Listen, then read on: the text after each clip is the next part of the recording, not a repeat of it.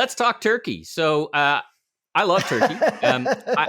My wife and I are, we disagree. We agree on many, many things after being married for 25 years, obviously. We disagree on two things: how often to drink champagne.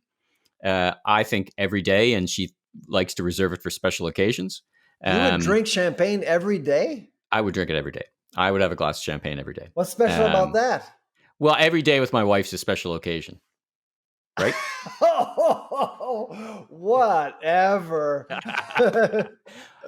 And we disagree on how often to eat turkey. I love turkey. I'd love to eat it more often than Christmas and meat. Easter, and it's great meat. So I created a holiday in our household, Christmas in July. So on the 25th of July, we celebrate. We deck out the backyard like it's Christmas, and we have a nice turkey.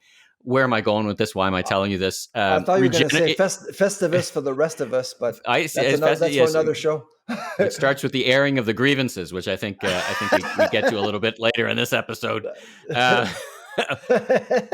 I'm wondering if my turkey is going to come from a lab. We've talked about lab-grown products before, but it seems like turkey from a lab. Like, is this really expanding? It feels like there's some momentum behind this lab-grown product. Talk about it.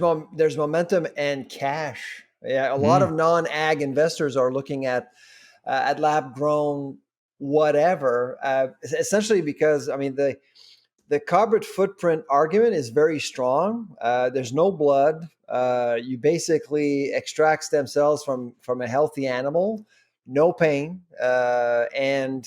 and you can actually produce all you want without mortgaging Mother Nature and natural resources. Now, Singapore has approved the commercialization of chicken, and we spoke about that, I believe, in December.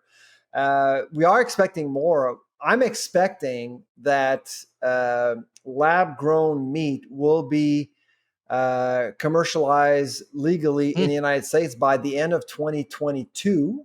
Wow, that's next year. Yeah, wow. And it could likely happen in Canada by 2025.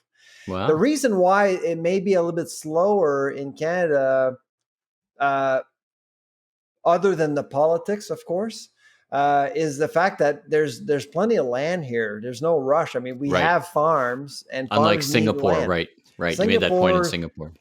Singapore has no land, so their farms are labs, and so I actually get it. And they want 30% of the meat consumed in the country to be produced in the country. Well, how do you do that? Essentially, you have to actually allow labs to grow. But here's the kicker when it comes to prices.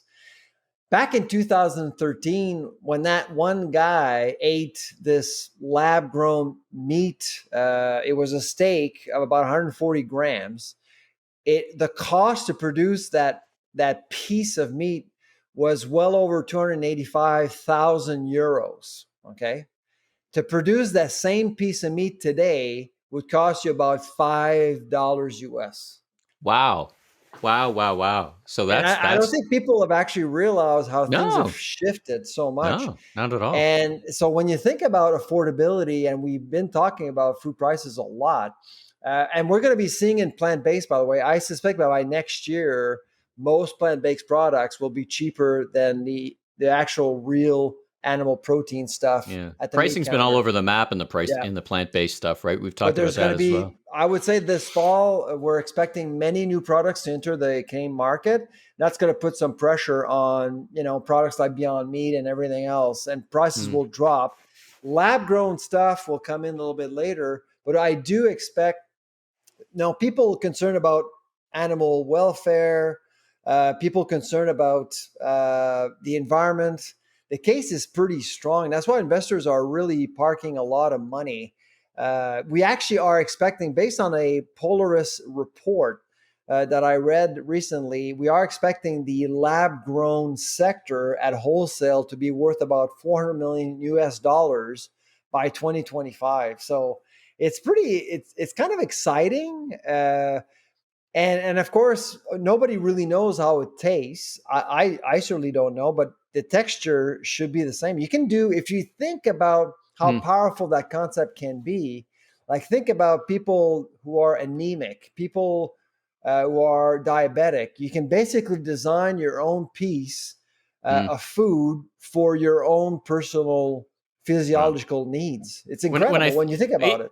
It is. I mean, when I think about lab grown, I think of that scene in one of my favorite movies, The Matrix, where one of the characters is being turned around to be the traitor, and That's he's right. eating a steak that he admits he isn't really eating it. It's all in his The brain. steak doesn't exist. It Well, doesn't exist, it but I love its does. texture. It does now.